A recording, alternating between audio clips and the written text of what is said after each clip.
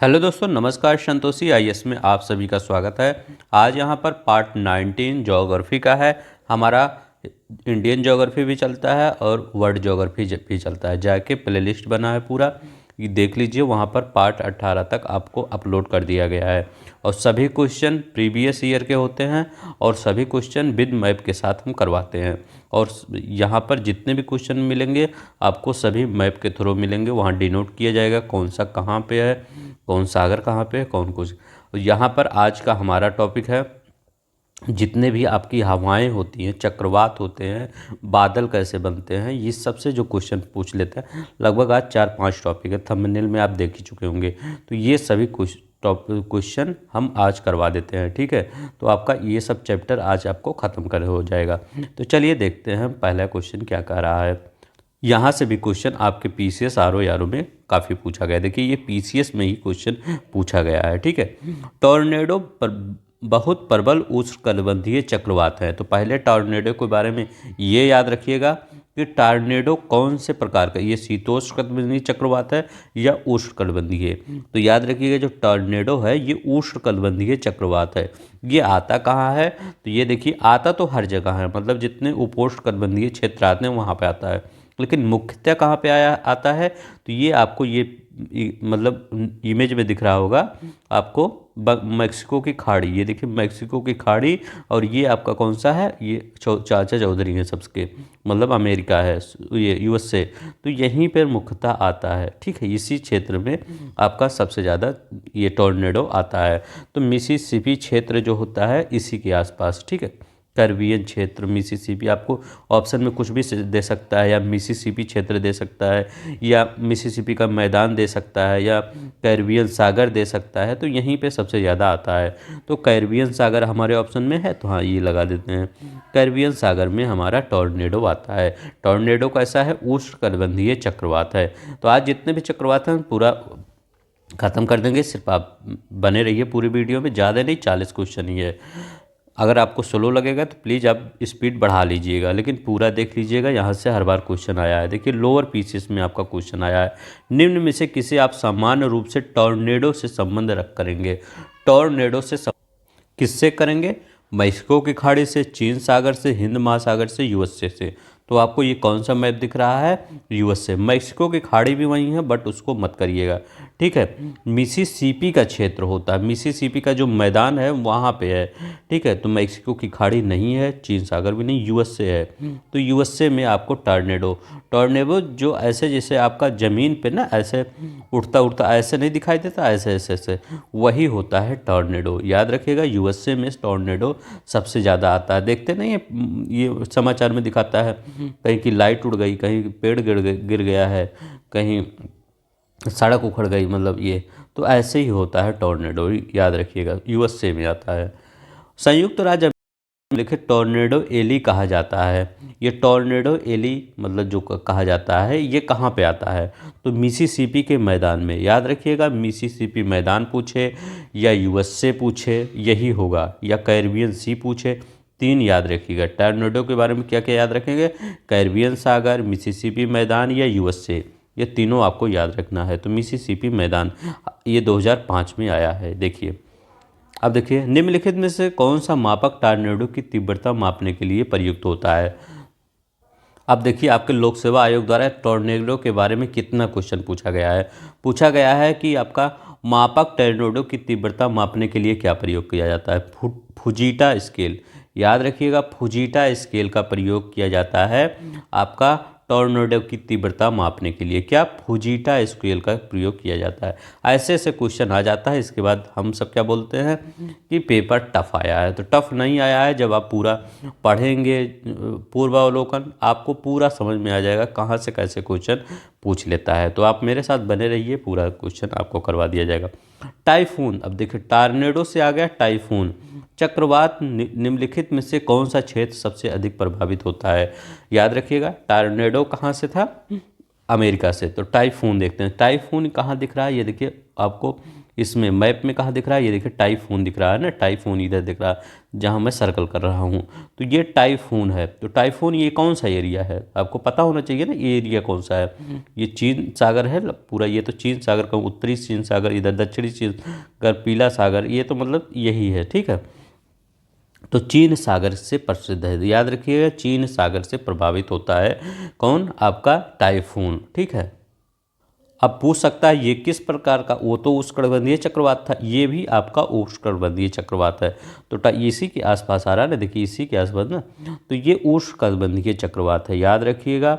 अगर कोई पूछे कि ये किस प्रकार का चक्रवात है, तो ये उष्णकटिबंधीय चक्रवात है। कौन सा उष्णकटिबंधीय चक्रवात है, चाइना के आसपास है। टाइफून जैसे आपको याद आएगा तो आप सोच लीजिएगा सर यहीं गोला कर रहे थे, कहाँ गोला कर रहा था मैं, ये चीन सागर में गोला कर रहा था, ठीक है।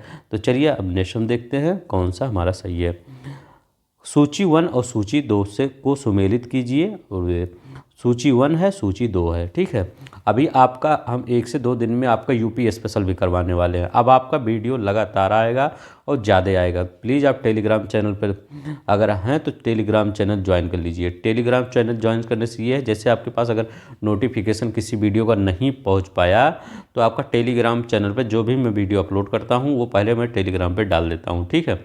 तो वहाँ से देख सकते हैं, तो मतलब वहाँ पर आपका पूरा लिंक जाता है, तुरंत आपका नोटिफिकेशन आएगा, वहाँ पे जा सकते हैं। वहाँ पर नोटिफिकेशन थोड़ा जल्दी आता है, ठीक है। तो आप प्लीज़ टेलीग्राम चैनल भी ज्वाइन कर लीजिए। ऑस्ट्रेलिया, चीन, भारत, संयुक्त राज्य अमेरिका, तो बताइए ऐसे क्वेश्चन आपका पूछ लिया जाता है। तो ये क्वेश्चन आपका यूपी पीसीएस 2000 उसमें आया है, 5 में आया है, तो 2005 का क्वेश्चन है, नीचे मैंने लिखा हूँ, ठीक है। तो इसका बताना है, मिलान करना है कौन कहाँ पे आता है। तो ऑस्ट्रेलिया में आता है, चीन में क्या आता है।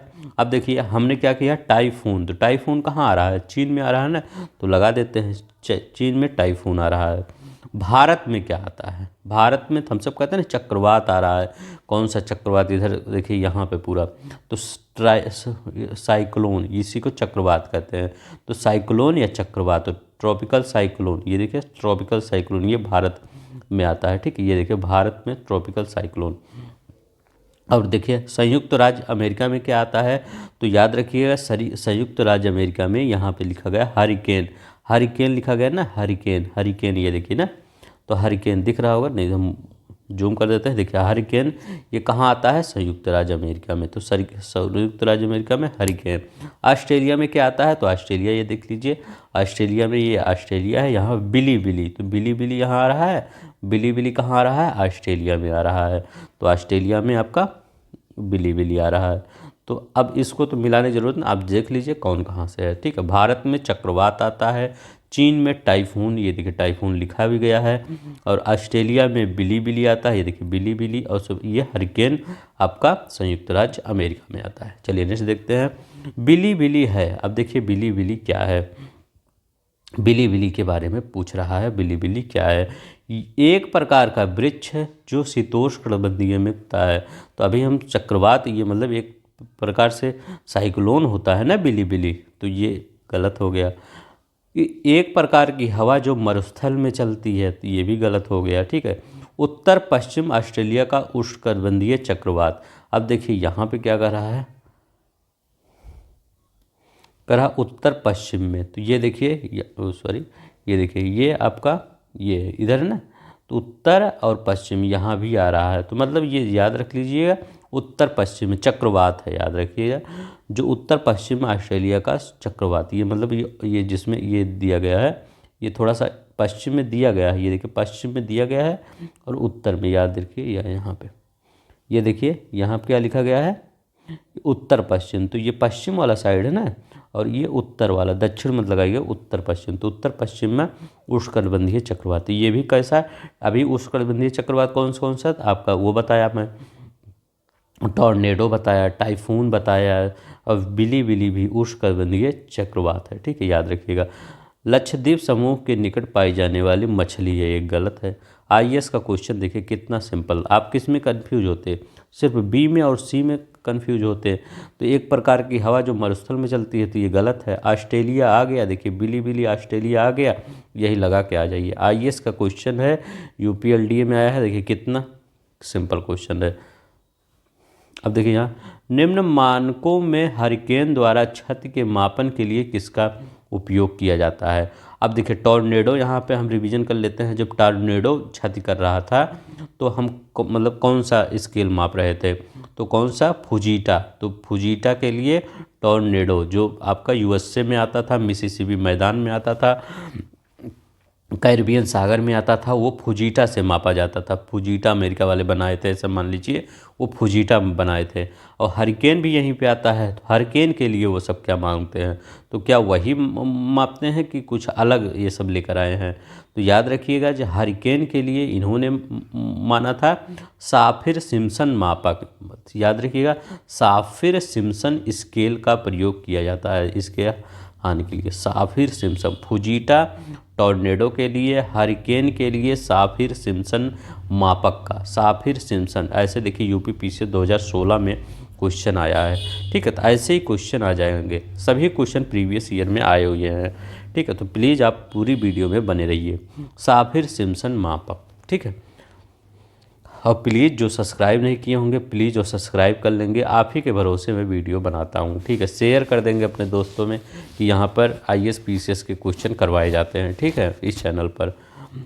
बैरोमीटर में पारे के तल की अचानक गिरावट सूचक है। बताइए, बैरोमीटर में पारे के तल की अचानक गिरावट सूचक है। जब जैसे बैरोमीटर होता है, जो मान लीजिए ऐसे बैरोमीटर चल रहा है, ये मान लीजिए ये लिखा गया 1 2 3 4 5 6, अब 6, अब अचानक ये गिर गया, अचानक 2 पे आ गया। ठीक है, तो अचानक 2 पे आ गया तो क्या होगा, तूफान आ जाएगा। तो जैसे अगर आपके घर में बैरोमीटर है, लिखा अच्छा से चल रहा, नॉर्मल चल रहा, अचानक गिर के आ गया 5 पे। ठीक है, मान लीजिए 80 पे आ गया 5 पे, क्या हो जाएगा, तुरंत आप ले लीजिए कि हाँ तूफान आने वाला है। तो जो कपड़ा वपड़ा ऊपर छत पे डाले हुए हैं उसको नीचे करिए, क्योंकि तूफान आने वाला, नहीं तो आपका कपड़ा उड़ जाएगा। और क्या करेंगे, और टंकी ऊपर रखी रहती है, जो उसकी क्या कहते हैं, पानी वाली टंकी रहती है, उसका ढक्कन बंद कर दीजिएगा। नहीं तो वो थोड़ा सा अगर ढीला रहेगा तो वो आपका टंकी का ढक्कन उड़ के दूसरे मतलब चाहे मोहल्ला हो तो चाहे गांव हो, दूसरे गांव में चला जाएगा या दूसरे मोहल्ले में चला जाएगा। ठीक है, तो याद रखिएगा अगर बैरोमीटर का नीचे गिर रहा है तो तूफान आने की संभावना बना रहता है सबसे ज़्यादा। ठीक है, निम्नलिखित चक्रवातों में है किसने भारत को प्रभावित नहीं किया है। बताइए, निम्नलिखित चक्रवातों में जिसने भारत को प्रभावित नहीं किया है, तो मतलब उस समय का जो चक्रवात होगा तो वो याद रखिएगा, ये करंट का क्वेश्चन रहा होगा। नरगिस चक्रवात, ये भारत को प्रभावित नहीं किया, ये म्यांमार को प्रभावित किया था, तो उस समय जो आया होगा। चलिए, इस उष्णकटिबंधीय चक्र ट्रॉपिकल चक्रवात जो होता है, अक्षांशों में दक्षिणी अटलांटिक और दक्षिण पूर्वी प्रशांत क्षेत्रों में चक्रवात उत्पन्न नहीं होता, इसका कारण क्या है। तो बताइए इसका कारण क्या है। तो इसका कारण जानते हैं, समुद्र पृष्ठों का ताप निम्न होता है, इसीलिए वहाँ चक्रवात उत्पन्न नहीं होते। ठीक है, याद रखिएगा दक्षिण अटलांटिक मतलब इस साइड में कह रहा है, इसमें अटलांटिक ना, तो ये साउथ अटलांटिक, यहाँ पे हरिकेन टॉर्नेडो तो यहाँ पे होता है ना आपका, यहाँ पर वो होता है क्या, ये आपका ये टाइफून होता है, बिली बिली यहाँ होता है, लेकिन यहाँ पे ताप निम्न होता है समुद्र पृष्ठ, ये नहीं। आईएएस 2015 में ये आप हमसे पेपर जब हो जाएगा, सभी कुछ पीसीएस का हो जाएगा ये, तो हम एनसीईआरटी आपको स्टार्ट करेंगे आपका, उसमें फुल डिटेल में पढ़ाएंगे। ठीक है, तो उस फुल डिटेल एनसीईआरटी में सब विथ नोट्स हम बना के आपको नोट्स भी प्रोवाइड करेंगे, उसका कोई शुल्क नहीं लगेगा, फ्री में प्रोवाइड किया जाएगा, हैंड रिटेन नोट्स। ठीक है, तो आप ज्वाइन कर लीजिए, आपको पूरा एनसीईआरटी ज्योग्राफी का और आपका इसका पॉलिटी का, तो 2 चीज़ का एनसीईआरटी आपको मिल जाएगा। पृष्ठीय वायु चक्रवात के केंद्र के ऊपर अभियांत्रित कुंडली होती है, तो बताइए, और हवा चक्रवात के केंद्रों पर अवरोहित होती है। अब देखिए इसमें थोड़ा सा कॉन्सेप्ट है, पृष्ठीय वायु चक्रवातों के केंद्र के रूप में कुंडली होती है। अब देखिए इसमें क्या होता है, जो सामान्यतः जो चक्रवात होते हैं वो हमेशा अंदर की तरफ, मतलब जो केंद्र से आपका वो, मतलब जो बाहरी पृष्ठ से अंदर की तरफ, ये ऐसे चक्रवात है, मान लीजिए ये चक्रवात है, तो ये अंदर की तरफ, हमेशा बाहर से अंदर की तरफ ये कुंडलित रूप में होती हैं। तो ये किस, मतलब किसका उदाहरण है? ये निम्न दाब जो होता है उसका, ये निम्न दाब होता है। और जो बाहर की ओर, केंद्र से जो बाहर की ओर जाता है, जैसे ऐसे ऐसे बाहर की ओर जा रहा है, तो वो उच्च दाब के रूप में होता है। ठीक है, तो बाहर की ओर जाएगा वो उच्च दाब के, और जो अंदर की ओर जाएगा वो निम्न दाब के केंद्र होते हैं। चक्रवात दो ही प्रकार के होते हैं, एक निम्न दाब के केंद्र होते हैं जो अंदर की तरफ जाता है, और जो बाहर की तरफ जाते हैं वो उच्च दाब के केंद्र होते हैं। इतना तो आपको याद रखना पड़ेगा। और दूसरा कह रहा, हवा चक्रवात में केंद्र में अवरोहित होती है। तो हाँ, तो ये केंद्र में अवरोहित होती है, मतलब केंद्र में ही जाती है, तो ये निम्न दाब की बात कह रहा है। ठीक है, तो आपका इसमें कौन सा सही होगा? ए आर दोनों स्पष्टीकरण भी सही है। एक चीज़ और याद रखिएगा, एक चीज़ मैं और आपको बता दे रहा हूँ। अब देखिए यहाँ पे क्या होता है, ये आपका एक नॉर्थ हेमीस्फीयर होता है, एक साउथ हेमीस्फीयर होता है। अब ये पूछता है कि चक्रवात की दिशा उत्तरी गोलार्ध में कैसी होती है और दक्षिणी गोलार्ध में कैसी होती है। अब देखिए इस दक्षिणी गोलार्ध में, ये देखिए ये आपका कौन सा है, ये मान लीजिए ये घड़ी है, तो घड़ी है तो आपका जैसे ये 12 बज रहा है, तो ये 1 2 3 यहाँ बज रहा है, तो ऐसे ऐसे आपका घड़ी चलेगा ना, ऐसे ऐसे चलेगा, ऐसे ऐसे यहाँ बजेगा, फिर ऐसे, तो ये घड़ी के अनुकूल दिशा में, तो चक्रवात भी ऐसे ही ऐसे जा रहा, ऐसे ऐसे जाता है। ठीक है, जैसे घड़ी चलती है वैसे चक्रवात दक्षिणी गोलार्ध में, और नॉर्थ उत्तरी गोलार्ध में विपरीत की दिशा में। जैसे ये घड़ी है 12 यहाँ बज रहा, तो अगर सुई आपका इधर घूमेगा, इधर घूम रहा है, तो आपका चक्रवात इधर जाएगा, इधर से इधर जाएगा।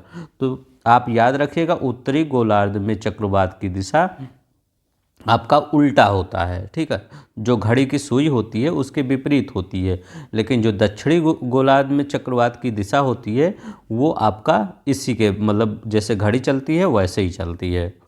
ठीक है, तो निम्न दाब वायु दाब के बारे में ये याद रखिएगा सब। ए आर दोनों स्पष्टीकरण भी आईएएस का क्वेश्चन आया था, ये देखिए ये भी आईएएस का 2020 में आया था। जेट प्रवाह केवल उत्तरी गोलार्ध में होते हैं, केवल कुछ चक्रवात ही केंद्र में वताक्ष उत्पन्न करते हैं। चक्रवात की वताक्ष के अंदर का तापमान आसपास के तापमान का लगभग 10 डिग्री सेल्सियस कम होता है। कौन सा सही है, वीडियो पॉज करके बताइए। अब देखिए इसका भी थोड़ा सा कॉन्सेप्ट समझ लीजिए। अब देखिए पहले तो हम ये पहला बता ही देते हैं, जेट प्रवाह केवल उत्तरी गोलार्ध में चलता है। तो याद रखिएगा जेट प्रवाह आपका, जैसे ये आपका ये है, ये आपका उत्तरी गोलार्ध है, ये आपका दक्षिणी गोलार्ध है। तो जेट प्रवाह उत्तरी और दक्षिणी गोलार्ध दोनों में चलता है। पृथ्वी की सतह से, मान लीजिए पृथ्वी, इसके सतह से कितनी मीटर ऊंचाई पर? मील की 5 से 9, याद रखिए 5 से 9 मील की ऊंचाई पर जेट प्रवाह दोनों, मतलब उत्तरी गोलार्ध में भी चलता है, दक्षिणी गोलार्ध में। इसकी दिशा क्या होती है? याद रखिए इसकी समांतर दिशा पश्चिम से पूर्व होती है। हमेशा जेट प्रवाह, जो जेट धाराएं होती हैं, जेट प्रवाह हवाएं होती है, ये पश्चिम से पूर्व की ओर चलती हैं। ठीक है, याद रखिएगा, कभी भी पूछे कि जेट प्रवाह पूर्व से पश्चिम चलती है, नहीं, पश्चिम से पूर्व की ओर दोनों गोलार्ध में चलती हैं। तो यहाँ पर केवल लिखा है, गलत लिखा गया है, उत्तरी और दक्षिणी गोलार्ध दोनों में चलती हैं। अब क्या होता है, कह रहा है केवल कुछ चक्रवात में ही केंद्र में वक्षाभ उत्पन्न करते हैं। हाँ, तो ये आपका सही है, तो दूसरा आपका सही है, तीसरा भी गलत है, याद रखिएगा। अभी बताते हैं, यहाँ 5 डिग्री होना चाहिए, ठीक है, तब ये सही होगा। अब देखिए कह रहा है केवल कुछ चक्रवात, देखिए जो तीव्र वक्षापी माने आँख वाला, आँख ना उसका जो अंदर का जब ऐसे तीव्र होता है तो एक आँख बन जाती है अंदर, वही कह रहा है। तो ये सही, केवल कुछ ही चक्रवात ये आँख उत्पन्न करते। कैसे? अब देखिए कैसे कुछ ही करते हैं, जो बहुत तीव्र होते हैं। ठीक है, जब उन, मतलब जो चक्रवात बहुत तीव्र होते हैं और अंदर क्या होता है, निम्न दाब बन जाता है, और उच्च निम्न, जहाँ निम्न दाब बनेगा वहाँ उच्च ताप ही बनेगा। तो अंदर क्या होता है, निम्न दाब बन जाता है और उच्च ताप बन जाता है। तो बाहर की वातावरण की तुलना में यहाँ पर टेम्परेचर कितना हो जाता है जब अच्छा ऐसे सोचिए, जब कहीं भी आप पढ़े होंगे कि जहाँ निम्न दाब होता है मतलब प्रेशर लो होगा तो टेम्परेचर हाई होगा। तो ऐसे सोचिए, जब यहाँ पर प्रेशर लो हो जाएगा तो टेम्परेचर हाई हो जाएगा। और यहाँ पर मान लीजिए 30 डिग्री टेम्परेचर चल रहा है तो यहाँ पर 35 डिग्री टेम्परेचर चलेगा, ठीक है, अंदर की तरफ। तो यहाँ 30 डिग्री है तो अंदर 35 डिग्री टेम्परेचर रहेगा। निम्न वायु दाब में जो तेज चलते हैं, सभी निम्न वायु दाब तेज नहीं, जो बहुत तेज होते हैं मतलब तीव्र चक्रवात की श्रेणी में जो आते हैं जैसे टॉर्नेडो, तो यहाँ पर टेम्परेचर अंदर अधिक होता है, यही आँख कहलाता है। यही क्या कहलाता है, जो यहाँ पे होता है अंदर, यही चक्रवात की आँख कहलाता है। तो याद रहे, लेकिन ये आप कह रहा है कि सभी चक्रवातों में, केवल कुछ ही चक्रवातों में, हाँ सही है, क्योंकि कमज़ोर जो चक्रवात होता है उसमें ये सिस्टम नहीं हो पाता है, वो कमज़ोर ही क्या करेगा, ठीक है। तो कमज़ोर चक्रवातों में ये नहीं हो पाता। ये निम्न चक्रवात और जो निम्न दाब वाले चक्रवात और जो तीव्र वाले होते हैं वहाँ पर ये सिस्टम होता है। क्या होता है, अंदर टेम्परेचर हाई हो जाता है और प्रेशर लो हो जाता है, ठीक है। तो यहाँ पे लिखा गया है 10 डिग्री सेल्सियस कम हो जाता है। लिखा गया चक्रवात की वताप के अंदर का तापमान आसपास के तापमान से लगभग 10 डिग्री कम हो जाता है। यहाँ अधिक होता तब भी, ये सिंपल ही सवाल है, ज़्यादा कठिन नहीं है। क्योंकि कम कैसे होगा, ऐसे बताइए कम कैसे होगा, जब यहाँ निम्न दाब हो गया तो टेम्परेचर अपने आप हाई हो जाएगा। तीसरा तो ऐसे ही गलत हो गया, ये भी गलत हो गया आपका, और पहला वाला वैसे ही गलत, केवल जहाँ लिख गया उसका तो 90% उसमें वैसे ही गलत होता है क्वेश्चन, तो ये भी गलत हो गया। दूसरा वाला सिंपल IAS प्री 2020 में क्वेश्चन आया, देखिए कितना सिंपल करा, कम हो जाता है। चक्रवात के अंदर कम कैसे होगा, क्योंकि वहाँ दाब कम है तो टेम्परेचर ज़्यादा ही होगा, यहाँ कम बोल दिया तो ऐसे ही गलत हो। और कम 10 डिग्री सेल्सियस नहीं होता, 5 डिग्री सेल्सियस अधिक होता है, ठीक है, 5 डिग्री सेल्सियस अधिक होता है आसपास के टेम्परेचर से लगभग, ठीक है। तो इतना याद रखिएगा। देखिए कितना आप ध्यान से समझ लीजिए, इतना सिंपल सवाल, ऐसे ही समझिए आपका सब क्वेश्चन हो जाएगा। साफ रात मेघी रातों की अपेक्षा ठंडी होती है। अब बताइए, साफ जो रात होती है वो मेघीय रातों की अपेक्षा ठंडी, जैसे अभी क्या चल रहा है, अभी ठंडी का मौसम चल रहा होगा, अभी जब कोहरा पड़ता है तो ठंडी उतना नहीं महसूस होती, लेकिन जब बादल मतलब जब कोहरा नहीं पड़ता है, साफ मौसम रहता है तो लगता है बहुत ठंडी, कड़ाके की ठंड लगती है। तो वो क्यों होता है, किसके कारण, संघनन के कारण, विकिरण के कारण, आपतन के कारण या चालन के कारण। तब तक आप सोचिए और तब तक एक रिवीजन कर लेते हैं। कौन सा, टॉर्नेडो को किससे मापा जाता है, पेपर में आया है फुजीटा से। किससे, फुजीटा से मापा जाता, फुजीटा स्केल। और ये अगर पूछे हरिकेन को किससे मापा जाता, हरिकेन को तो किससे, साफिर सिम्पसन नामक यंत्र से मापा जाता है, साफिर सिम्पसन से मापा जाता है। अब देखिए इसका कॉन्सेप्ट बताते हैं। ये देखिए कॉन्सेप्ट क्या होता है, विकिरण के कारण, इसका होता है विकिरण के कारण। अब कैसे होता है, देखिए साफ रात कह रहा है, ये मान लीजिए आपका पृथ्वी है, ये आपका पृथ्वी है, और यहाँ पर आपका मेघीय रात है, मतलब उसमें ज़्यादा से मतलब वो आपका जलवाष्प होशवास ये है, ठीक है। अब क्या होगा, जो यहाँ से आपका क्या निकलेगा, जो गर्म मतलब दीर्घ तरंगे, जो लघु तरंगे होती है, दीर्घ तरंगे होती है। तो दीर्घ तरंगे जब ऊपर जाएंगी, लघु तरंगे नीचे आती है, दीर्घ तरंगे ऊपर जाती हैं, तो ये होती है। तो ये जो साफ नहीं है तो ये अवशोषित कर लेंगी, ठीक है, और आपका बाहर नहीं जा पाएंगी। जो दीर्घ तरंगे होती हैं बाहर नहीं जा पाएंगी, तो ये जब यहीं पे रह जाएंगी, ये विकिरण यहीं पे रह जाएंगी इसी एरिया में, तो क्या आपका पृथ्वी गर्म महसूस होगा ना। लेकिन अगर ये साफ रहेगा, यहाँ पर एकदम कोई बादल वदल मेघ वोघ नहीं है, और ये उठती उठती जो तरंगे है ये ऊपर चली गई, कोई दिक्कत नहीं है, चली गई, तो एकदम साफ ये भी है, और यहाँ पर फिर ठंडी महसूस होगी।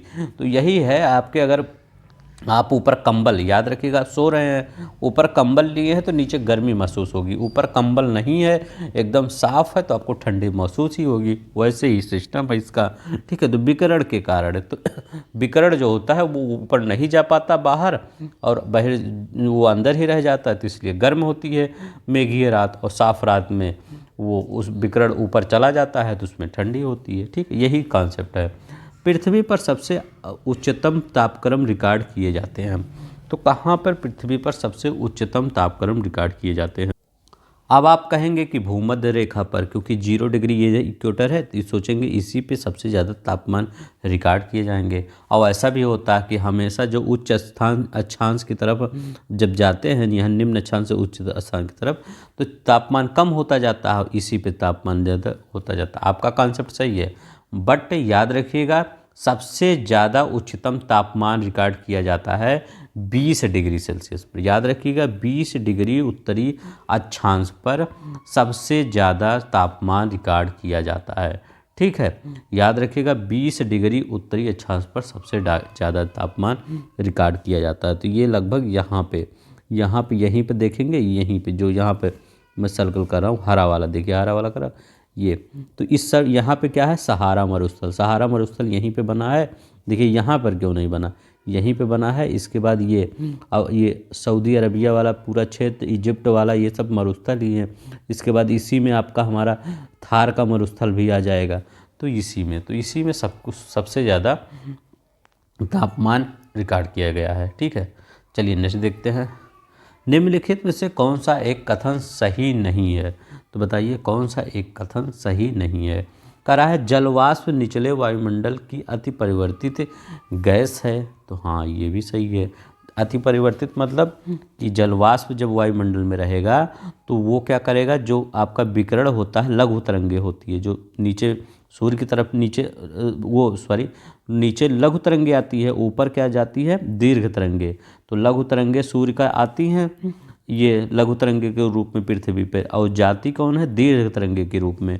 तो ये क्या करता है, जलवाष्प ये परिवर्तित कर देता है, जो जाने नहीं देता, इसीलिए ग्लोबल वार्मिंग बढ़ती है। इसे जलवाष्प का बहुत बड़ा मेन रोल होता है ग्लोबल वार्मिंग बढ़ने का। इसके बाद दूसरा कह रहा है अधिकतम तापमान की मेखला विषुवत रेखा के सहारे पाई जाती है। तो ये कह रहा है अधिकतम तापमान की मेखला विषुवत रेखा के सहारे पाई जाती है। अभी हम कहें विषुवत रेखा पर मतलब अधिकतम तापमान नहीं पाया जाता। कहाँ पाया जाता है, ये आपका पाया जाता है ये 20 डिग्री उत्तरी, इधर देखिए 20 डिग्री उत्तरी अक्षांश पर पाया जाता है। तो देखिए यूपीपीसीएस 2002 में आया है, एमपीपीसीएस 2010 में आया था। तो यही वाला आपका ये गलत है, ठीक है। कौन सही नहीं है, यही गलत है। तो विषुवत रेखा पे अधिकतम तापमान नहीं पाया जाएगा, 20 डिग्री उत्तरी अक्षांश पर ज़्यादा तापमान पाया जाएगा। शीत कटिबंध उभय गोलार्धों में ध्रुववृत्त और ध्रुवों के बीच स्थित होता है। तो ये भी सही है। जेट वायुधाराएँ अत्यधिक ऊंचाई की हवाएं हैं जो धरातलीय मौसम दशाओं को प्रभावित करती हैं। तो ये भी सही है। जेट हवाएं कहाँ चलती है, उत्तरी और दक्षिणी गोलार्ध दोनों जगह चलती है, लेकिन दोनों जगह पश्चिम से पूरब की ओर चलती है, पश्चिम से पूरब की तरफ चलती है, ठीक है। तो सब सही है, सिर्फ बी वाला गलत है। निम्नलिखित एल्बिडो से संबंधित है। बताइए एल्बिडो होता क्या है, पहले आप ये भी जान लीजिए कि एल्बिडो होता क्या है। तो देखिए एल्बिडो कुछ मत समझिए, मान लीजिए ये भगवान सूर्य हैं, ठीक है। तो ये अपनी रोशनी फेंक रहे हैं, एल्बिडो के बारे में यही इतना जान लीजिए, ये अपनी रोशनी फेंक रहे हैं, कहाँ पे, पृथ्वी पर फेंक रहे हैं। तो पृथ्वी से जितना अवशोषित हो जाए, मतलब अवशोषित नहीं, परिवर्तित हो जाता है, कुछ अवशोषित भी होते हैं, लेकिन जितना परिवर्तन होता है, मतलब जैसे आप किसी शीशे पर आप उस प्रकाश देखते हैं तो उसका परिवर्तन हो जाता है, तो ऐसे पृथ्वी से जितना परिवर्तन हो जाता है वही एल्बिडो कहता है। चाहे वो बर्फ़ से हो, चाहे जंगल से हो, चाहे मरुस्थल से हो, मतलब वो ऐसे ही उसमें बजट बनता है कि जितना आप, वो बजट क्या होता है, कितना पैसा आया और कितना पैसा गया। जैसे हमारे पार्लियामेंट में प्रस्तुत किया जाता है ना बजट, तो क्या होता है, कितना पैसा आया कितना पैसा गया। तो वैसे भी ये सूर्य का है, कितना रोशनी आई मतलब कितनी ऊर्जा आई, सब अगर आ ही जाएगी और सब रही जाएगी तो हम सब एक दिन में ख़त्म हो जाएंगे। तो इसका होता है कि बजट बना के चलना पड़ता है कि जितना ये भेज रहे हैं सूर्य भगवान, उतना पृथ्वी की क्षमता होती है कि वो ऊपर भेज दे। ठीक है, ऊपर भेज दे मतलब अपने अंतरिक्ष में भेज दे, यहाँ से पृथ्वी पर ना रहे। नहीं तो क्या होगा, इतना गर्म हो जाएगी पृथ्वी तो 10 दिन भी नहीं चल पाएगा। 10 दिन क्या, एक दिन भी नहीं चल पाएगा अगर पूरी पृथ्वी सूर्य की ऊर्जा यही पृथ्वी है वो शोषित कर ले। ठीक है, तो यही होती है कि वापसी की शक्ति, मतलब जब जितना आता है कितना जाता है, तो वही क्या हुआ, वापसी की शक्ति नहीं हो गया, वापसी की शक्ति मतलब कितना आया और कितना चला गया, वही एल्बिडो होगा। तो सबका एल्बिडो अलग अलग होता है। पृथ्वी पर जितने भी चीज़ें हैं सबका अपना एक भूमिका होती है। तो सबसे बड़ी भूमिका किसकी होती है, ये पूछा गया है कि एल्बिडो को, मतलब एल्बिडो जो पृथ्वी की वो सूर्य की वो जो किरणें आती हैं उनको भेजने में सबसे बड़ी भूमिका किसकी होती है। तो सूर्य की किरणों की भेजने में सबसे बड़ी भूमिका होती है हिम से आच्छादित भूमि। ये बहुत बार पूछा गया क्वेश्चन आपके में, पीसीएस में भी अभी 1-2 साल पहले पूछा गया है, सबसे ज़्यादा एल्बिडो किसका होगा। तो सबसे ज़्यादा एल्बिडो किसका होगा, ये हिम से आच्छादित भूमि। जैसे आपका बर्फ़ से, जैसे लेह लद्दाख में अगर बर्फ़ है, कश्मीर में बर्फ़ है, तो वो सबसे ज़्यादा पृथ्वी पर भेजती है। कितना, लगभग 75 से 95% ये भेज देती है। इसके बाद किसका नंबर आता है, बालू का एल्बिडो। तो एक शीत मरुस्थल का याद रख लीजिए ऐसे ध्यान में, और एक ये उसका गर्म मरुस्थल का। बालू का कितना होता है, 20 से 30% बालू का होता है। भूमि का एल्बिडो, सतह जो हम सब जहाँ चलते हैं उसका एल्बिडो 3 से 15% होता है। और जो प्रेरी का होता है, ये प्रेरी भूमि का, उसका 10 से 20% होता है। प्रेरी का कितना होता है, 10 से 20% होता है। अब देखिए आपको एल्बिडो समझ में आ गया। अब कोई अगर आपसे एल्बिडो पूछेगा तो क्या कहेंगे कि पृथ्वी जितना सूर्य आता है, पृथ्वी जितना परावर्तित कर देती है अब पृथ्वी से बाहर, वही एल्बिडो होता है। तो पृथ्वी पे सभी लोग अपना अलग अलग भूमिका निभाते हैं। भूमिका में भी क्वेश्चन पूछ लेता है। चलिए देखते हैं भूमिका में कोई क्वेश्चन आया है। हाँ देखिए, ये देखिए भूमिका में आईएएस का क्वेश्चन आया है। निम्नलिखित में से कौन सा एक अन्य तीनों की तुलना में सबसे अधिक सूर्य को परावर्तित करती है। एल्बिडो का क्वेश्चन है, वही एल्बिडो जो अभी हम बताएं कि कितना आया और कितना चला गया।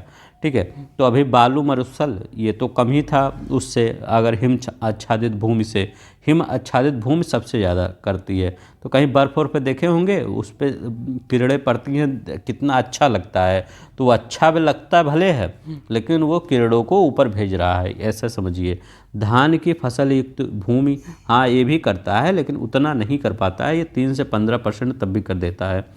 और देखिए नवपात हिम से आच्छादित भूमि, ठीक है, जो बर्फ़ से आच्छादित भूमि होती है सबसे ज़्यादा यही एल्बिडो में सहायता करता है। एल्बिडो मतलब जो पृथ्वी पे आई इसको भेजने में कार्य करता है कौन, ये नवपात हिम आच्छादित भूमि। ठीक है, और प्रेरी भूमि ये भी आपका करता है लेकिन कम करता है। सबसे ज़्यादा कौन करेगा, सी करेगा। तो आइए 2010 का क्वेश्चन देखिए, कितना सिंपल तरीके से आपको बता दिया। ठीक है, ऐसे क्वेश्चन पढ़िए, ज़्यादा प्रेशर मत लीजिए, आपका सब कुछ सही हो जाएगा। ठीक है, पेपर आपका निकलेगा ही निकलेगा, सिर्फ आप अपने अंदर कॉन्फिडेंस लाइए बस।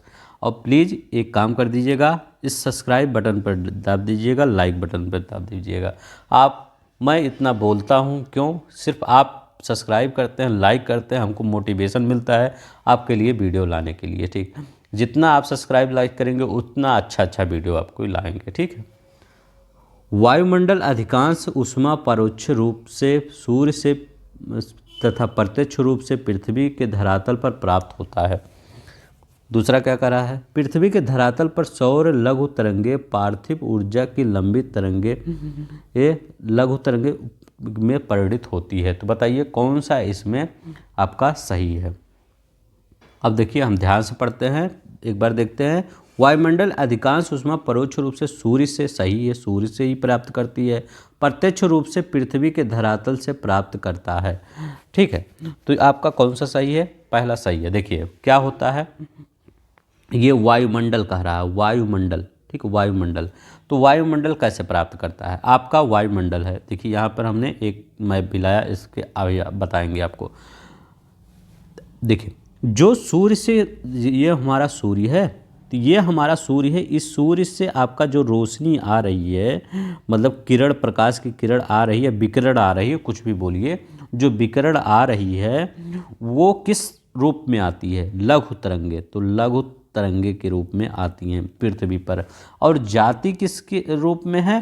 तो वो लंबी, मतलब दीर्घ तरंगे के रूप में, यह लिखा गया है, लंबी तरंगे के रूप में परिणित होती है। तो दूसरा आपका एकदम सही है, दीर्घ तरंगे के रूप में परिणित होती है। तो जो वायुमंडल गर्म होता है उसका मेन कैसे गर्म होता है? यही दीर्घ तरंगे ही गर्म करने में सहायता। जो हमारा वायुमंडल गर्म होता है इसी दीर्घ, लघु तरंगों से कम गर्म होती है, इसी दीर्घ तरंगों से ही गर्म होती है। ये प्रत्यक्ष रूप से पृथ्वी के धरातल से, जो प्रत्यक्ष रूप से पृथ्वी के धरातल से गर्म होती है, और परोक्ष रूप से, मतलब अप्रत्यक्ष रूप से जो लघु तरंगे आती हैं सूर्य से, उससे गर्म होती हैं। तो याद रखिएगा, परोक्ष रूप से सूर्य से और प्रत्यक्ष रूप से धरातल से लघु तरंगे। तो दोनों इम्पॉर्टेंट है।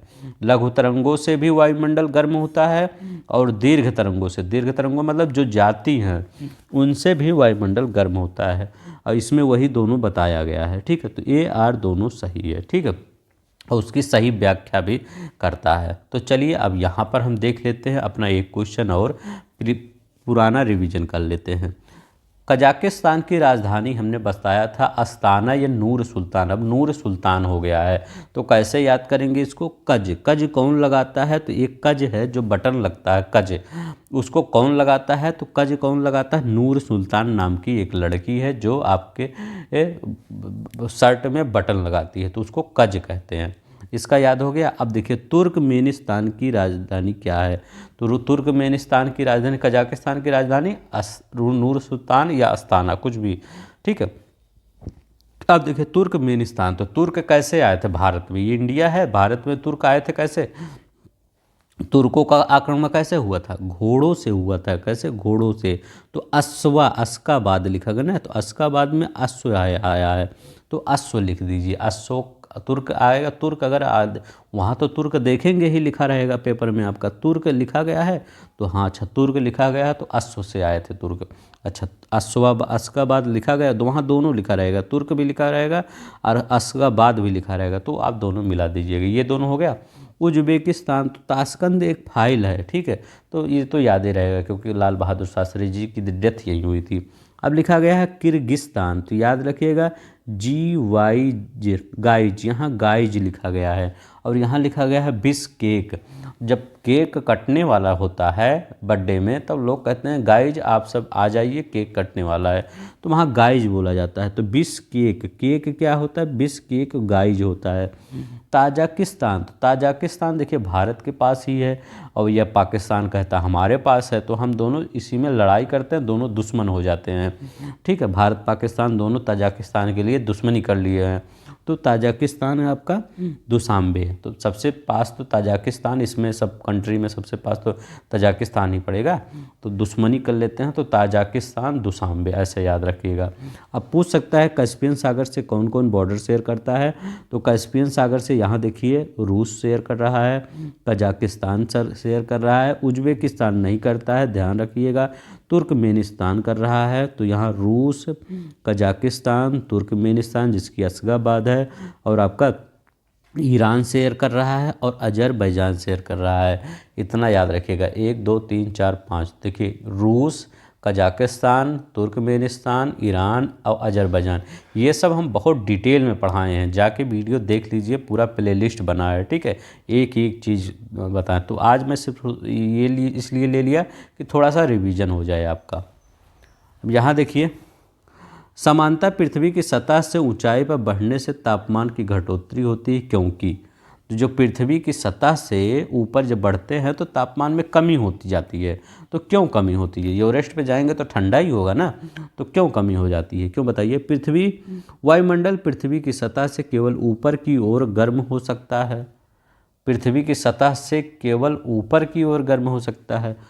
ऊपरी वायुमंडल में आर्द्रता अधिक होती है, ऊपरी वायुमंडल में हवा कम घनी होती है। तो बताइए कौन है? वीडियो पॉज करके अब देखिए इसका लॉजिक क्या है। ये देखिए इसका भी लॉजिक एक वही लॉजिक है जो अभी पढ़ाते आ रहे हैं क्या है, सूर्य है, इसका किरण मतलब विकिरण जो होता है पृथ्वी की सतह पर आता है, तो जो पृथ्वी है आपका उस पर जब पड़ता है तो क्या होता है, सतह गर्म हो जाती है।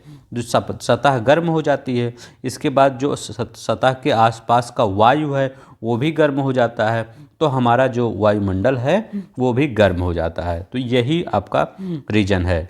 तो पृथ्वी के वायुमंडल पृथ्वी के सतह के ऊपर केवल ऊपर की ओर गर्म हो सकता है। तो हाँ, जब ऊपर की ओर मान लीजिए वो गर्म होता है ना ऊपर की ओर, तो ऊपर की ओर गर्मी तो होता है। इसके बाद जैसे ऊपर दूसरा कह रहा है ऊपरी वायुमंडल में आर्द्रता अधिक होती है। ऊपरी वायुमंडल में गलत है, ऊपरी वायुमंडल में आर्द्रता होती बहुत मिनिमम होती है, ठीक है। तो ऊपरी वायुमंडल में आर्द्रता कम होती है, इसीलिए जैसे हम ये कह रहा है ऊंचाई बढ़ने पर जब ऊपरी वायुमंडल में आर्द्रता होगी नहीं तो जो नीचे का विकिरण ऊपर जाएगा, नीचे का दीर्घ तरंगे ऊपर जाएंगी, वो आर्द्रता को थोड़ी मतलब रोक पाएंगी। जब आर्द्रता होगी तभी तो रोक पाएंगी इन विकिरण को।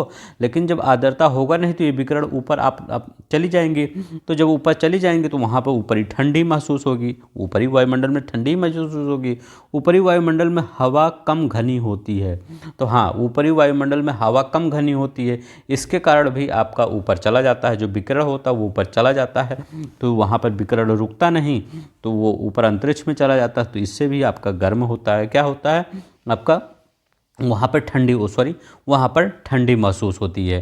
तो यही होता है कि जो नीचे वाला मेनली दीर्घ तरंगे ही ये पूरा जितना वायुमंडल है आपका इसमें भागीदार होती हैं गर्म करने में। तो याद रखिएगा, वायुमंडल सतह से ऊपर की ओर गर्म हो सकता है, ऊपरी वायुमंडल हवा कम घनी होती है और आर्द्रता अधिक नहीं, आर्द्रता कम होती है, ठीक है। ऊपरी वायुमंडल में नीचे आर्द्रता अधिक होती है और जो विकिरण होता है उसको मतलब कंबल की तरह काम करते हैं। तो वही जो ग्लोबल वार्मिंग पढ़े हैं, तो 1 और 3 सही है, तो आपका सी वाला सही है। चलते हैं नेक्स्ट देखते हैं।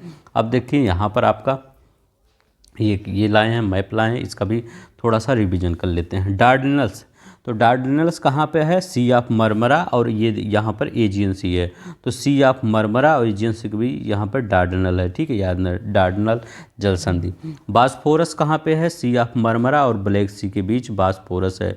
तो बास्फोरस कहाँ पे है, ब्लैक सी और सी ऑफ मरमरा, और ये कौन सा है, ये सी ऑफ मरमरा तुर्की से लगा हुआ है, सी ऑफ मरमरा, ठीक है। चलते हैं। अटलांटिक महासागर की तुलना में प्रशांत महासागर में तापमान का वार्षिक परिसर अधिक है। तो बताइए, करा दक्षिणी गोलार्ध की तुलना में उत्तरी गोलार्ध में तापमान का वार्षिक परिसर अधिक है।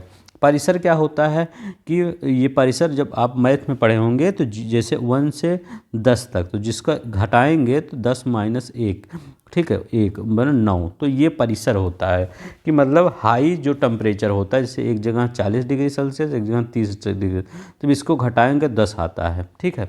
तो ये परिसर होता है। तो परिसर किसका अधिक होता है बताइए, अटलांटिक महासागर की तुलना में प्रशांत महासागर के में तापमान का वार्षिक परिसर अधिक होता है। तो ये पहला गलत है, याद रखिएगा। ऐसे अगर आपको कॉन्सेप्ट नहीं याद हो पा रहा है तो ऐसे याद कर लीजिए, जो ज़्यादा बड़ा होता है वो ज़्यादा ठंडा होता है। कभी भी जो महान व्यक्ति होता है वो कभी गर्म नहीं होता। गर्म मतलब लड़ाई झगड़ा करने पर हमेशा उतारू नहीं होता, वो शांत स्वभाव का होता है। तो कह रहा है अटलांटिक महासागर की तुलना में प्रशांत महासागर में तापमान वर्षा अधिक होता है, ठीक है। तो उसका तापांतर भी कम होगा, ठीक है। याद रखिएगा, उसका तापांतर भी आपका कम होगा। कैसे, अब देखिए, जैसे वो आपका प्रशांत महासागर है तो उसका क्या होगा, तापांतर कम। जिस प्रशांत महासागर ये बड़ा है तो इसका तापांतर कम होगा और अटलांटिक महासागर का तापांतर अधिक होगा। याद रखिएगा, प्रशांत महासागर का जो तापांतर, जो जितना बड़ा सागर, अब तापांतर पूछेंगे, ये तापांतर क्या होता है, ये तापांतर मतलब अंतर उसका क्या होगा, जो अभी यहाँ हम बताए हैं, ठीक है, जो यहाँ बताए हैं। तो यहाँ पे क्या कर रहा है, प्रशांत महासागर में तापमान वार्षिक परिसर अधिक होता है, कम होता है। जो जितना बड़ा होगा वो उतना ही मतलब तापमान अपने आप का तापमान इससे रखेगा, ज़्यादा मतलब गर्म नहीं होगा ना ज़्यादा ठंडा होगा जो बड़ा होगा। ऐसे ही रियल लाइफ में देखिए, जो आदमी महान होता है वो ना ज़्यादा गर्म होता है ना ज़्यादा ठंडा होता है, वो अपना टेम्परेचर बनाए रखता है। तो इसमें गलत है, ठीक है, याद रखिएगा गलत। इसमें कह रहा है अटलांटिक महासागर की तुलना में प्रशांत महासागर तापांतर अधिक होता है। नहीं, प्रशांत महासागर का तापांतर कम होता है, ठीक है, अटलांटिक का ज़्यादा होता है क्योंकि ये प्रशांत से छोटा है। ठीक, जो जितना छोटा होगा उसका तापांतर उतना अधिक होगा। दक्षिणी गोलार्ध की तुलना में उत्तरी गोलार्ध में तापमान का परिसर अधिक होता है। अब ये क्या करा कि दक्षिणी गोलार्ध की तुलना में उत्तरी गोलार्ध में तापमान का परिसर, परिसर मतलब कि वही, मतलब तापांतर, जितना जो तापमांतर हो रहा है वही अधिक होता है। तो क्या होता है, अब देखिए कैसे, अब ये सही है, ये सही है आपका। कैसे, यहाँ पर ज़्यादा भूमि है, क्या भूमि है, और यहाँ पर ज़्यादा समुद्र है। तो क्या है, समुद्र में उत्तरी गोलार्ध में तापमान का वार्षिक परिसर अधिक होगा ही, क्योंकि भूमि जल्दी गर्म भी हो रहा है, जल्दी ठंडा भी हो रहा है। तापमान का इस यहाँ पर कभी कहीं पे ये उत्तरी गोलार्ध में देखिए कहीं समुद्र पड़ रहा है, ये पड़ रहा है, तो ये तापमान अधिक अंतर ज़्यादा आएगा ही। और यहाँ पे मैक्सिमम आपका समुद्र दक्षिणी गोलार्ध में पड़ता है, ठीक है, सबसे ज़्यादा समुद्र दक्षिणी गोलार्ध में है, ठीक है। तो इसीलिए तो ये सही है, दक्षिणी गोलार्ध की तुलना में उत्तरी गोलार्ध में तापमान का वार्षिक परिसर अधिक होता है, ठीक है, ये आपका सही है, बी वाला आपका सही है, ठीक है, याद रखिएगा। चलिए नेक्स्ट देखते हैं। वायुमंडल में नमी की मात्रा अक्षांश से संबंध है। नमी को जलवाष्प के रूप में रखने की क्षमता तापमान से संबंध है। इसमें कह रहा है पहले में कि वायुमंडल या जो वायुमंडल में नमी है और जो अक्षांश है, ये मतलब ये एक अक्षांश, ये इक्वेटर, इसके बाद 30 डिग्री 23.5, मतलब ये सब, इससे नमी का कोई संबंध है? हाँ, नमी का इससे संबंध है। अगर अक्षांश बढ़ रहा है, ठीक है, अक्षांश अगर बढ़ता जा रहा है, जैसे यहाँ 0 डिग्री से है तो यहाँ पर मान लीजिए 23.5 हो गया, इसके बाद ये आपका 30 हो गया, इसका 66 होगा, मतलब कोई भी डिग्री मान लीजिए अगर बढ़ रहा है तो आपका नमी की मात्रा घटती जाएगी, ठीक है, याद रखिएगा। क्योंकि टेम्परेचर जितना अधिक होगा नमी उतना ज़्यादा होगी। तो टेम्परेचर जैसे जैसे ऊपर जाएंगे टेम्परेचर क्या होता है, घटता जाता है।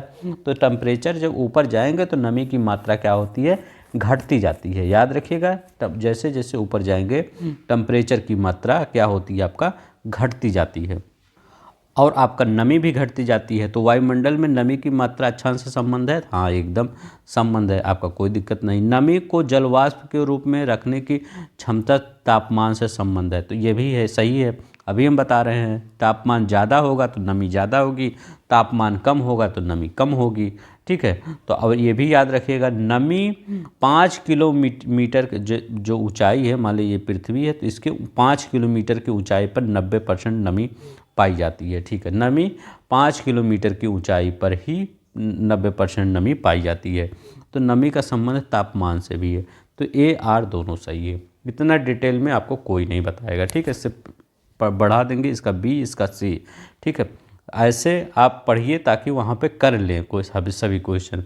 ग्रीष्म काल में आर्द्र उष्ण ह्यूमिड हीट का अनुभव होता है जब मौसम क्या होता है, मौसम जब उमस वाला होता है कि झुलसाने वाला होता है, तीक्ष्ण होता, अपक्व होता है। तो ग्रीष्म में जो ह्यूमिड, आप 2 बजे देखेंगे गर्मियों के दिनों में, लगभग 3 बजे के आसपास बहुत उमस होती है, न फैन काम करता, न एसी काम करता, कुछ नहीं काम करता उसमें।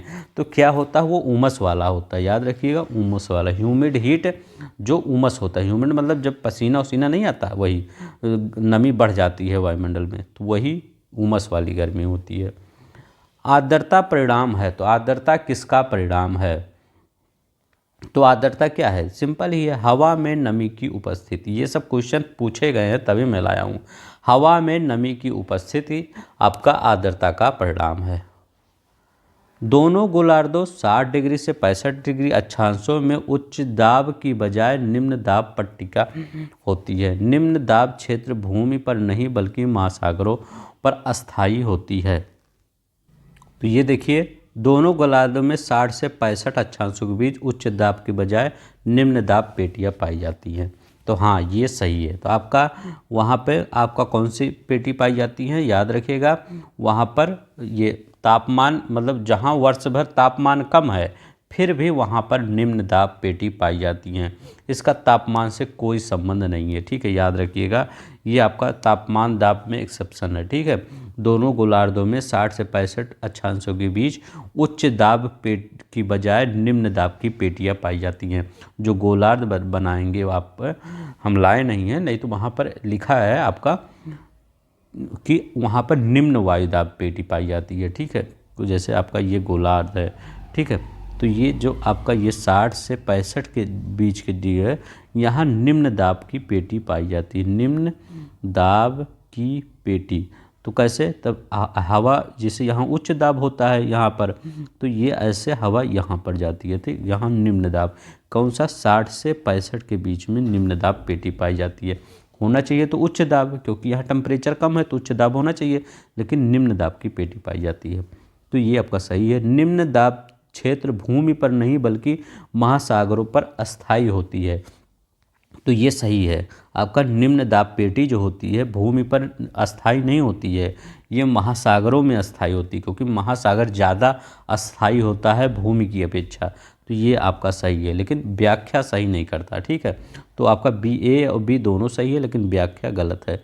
ठीक है, तो ये आपका व्याख्या इसका नहीं कर रहा है क्यों निम्न दाब पेटी होती है, लेकिन ये सेंटेंस सही कह रहा है। आईएएस का क्वेश्चन है, इससे आईएएस के ज़्यादा क्वेश्चन पूछा जाता है। ठीक है, ये वाला देखते हैं। निम्न अक्षांशों में उत्तरी और दक्षिणी में से किसे आप हार्श अक्षांश से संबंध करेंगे। मतलब जो उत्तरी और दक्षिणी अक्षांश दोनों में पाया जाता है हार्श अक्षांश या अश्व अक्षांश। तो अश्व अक्षांश कहाँ कहाँ पाया जाता है, याद रखिएगा 30 से 35 डिग्री अक्षांश के मध्य अश्व अक्षांश पाया जाता है। यहाँ कौन सा दाब होता है, उच्च दाब होता है। ये भी बहुत बार पूछा गया है कि उच्च दाब कहाँ होता है, 30 से 35 डिग्री में अक्षांशों के मध्य उच्च दाब होता है। ये आपका आंसर यहाँ पे 30 डिग्री लिखा गया है, सही है। अश्व अक्षांश कौन सा होता माना जाता है, क्यों माना जाता है, अश्व अक्षांश नाम क्यों पड़ा।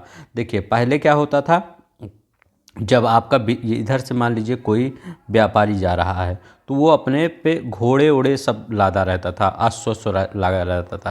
लेकिन जब तूफान आ जाती थी, डगमगाने लगती थी, पानी भर जाता था नाव में, तो क्या करते थे, भारी हो जाता था। तो जो अश्व घोड़े होते थे अपनी जान बचाने के लिए, मतलब जो व्यापारी इन घोड़ों को उसी समुद्र में फेंक देते थे। ठीक है, क्योंकि यहाँ पर तूफान आने की संभावना बहुत ज़्यादा बनी रहती थी, 30 से 35। तो जब अपना घोड़ा नीचे फेंक देते थे तो थोड़ा नाव इनका हल्का हो जाता था, तो इसीलिए इसको अश्व अक्षांश बोला जाता था। तो 30 से 35 याद रखिएगा, उच्च दाब होता है। नेक्स्ट देखते हैं। सागर को के ऊपर लगभग 30 से 35 उत्तर और दक्षिण अक्षांश पर विद्यमान दो कटिबंध में से प्रत्येक हार्श अक्षांश कहलाता है।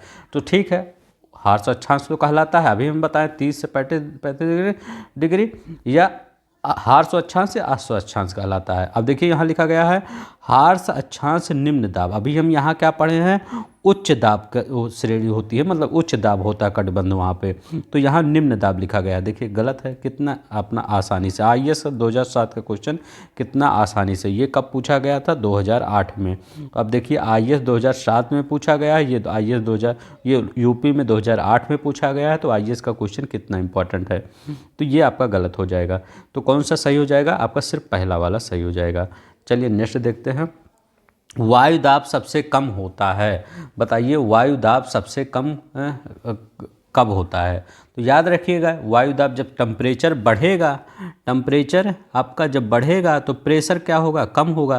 तो टेम्परेचर कब बढ़ेगा, तो गर्मियों में ही टेम्परेचर बढ़ेगा, तो ग्रीष्म ऋतु में, तो ग्रीष्म ऋतु में याद रखिएगा। ठीक है, वायुदाब सबसे कम होता है ग्रीष्म ऋतु में। टेम्परेचर बढ़ेगा तो प्रेशर कम होगा। नेक्स्ट देखते हैं।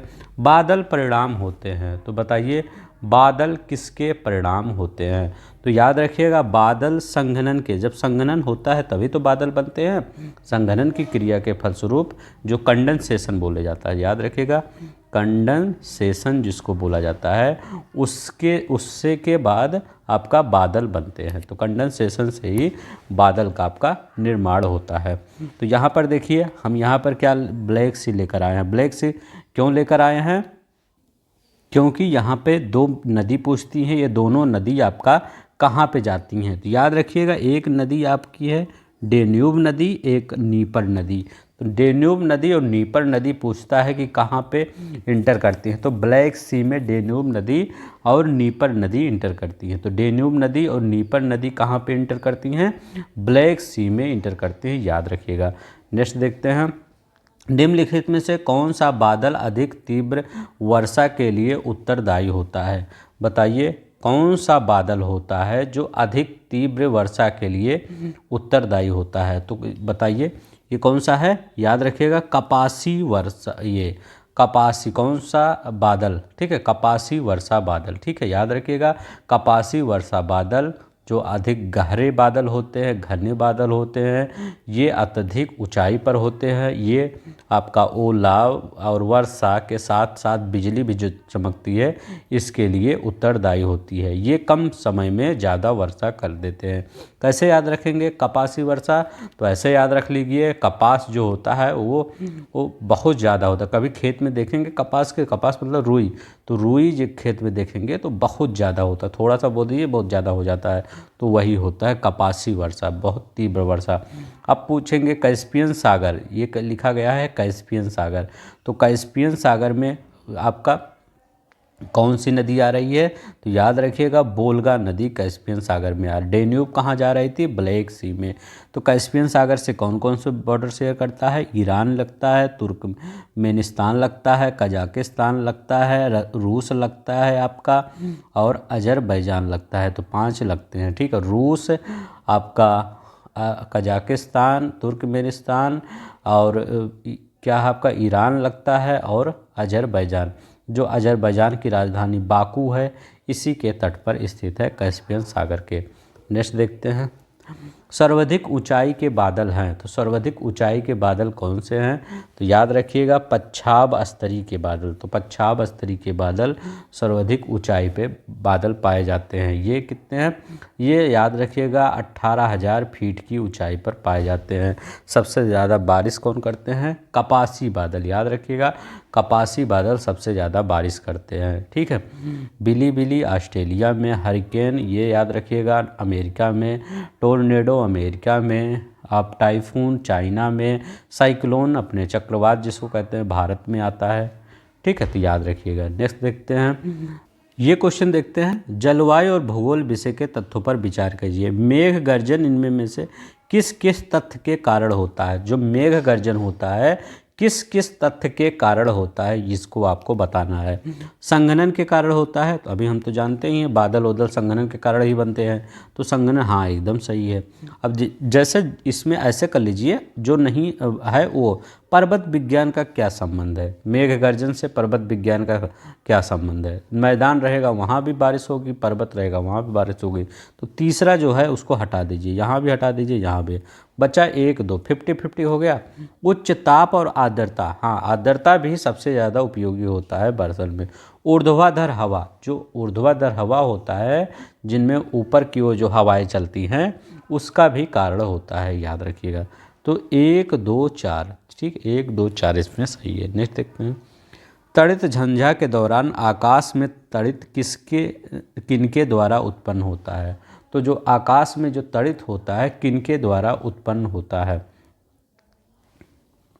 इस क्वेश्चन में थोड़ा सा कन्फ्यूजन किया है, जो हिंदी में पूछा, जो आपका जो हिंदी में पूछा उसमें लाइटनिंग के बारे में पूछा था, लाइटनिंग, और जो इंग्लिश वर्जन में पूछा था वो थंडर के बारे में पूछा था, ठीक है।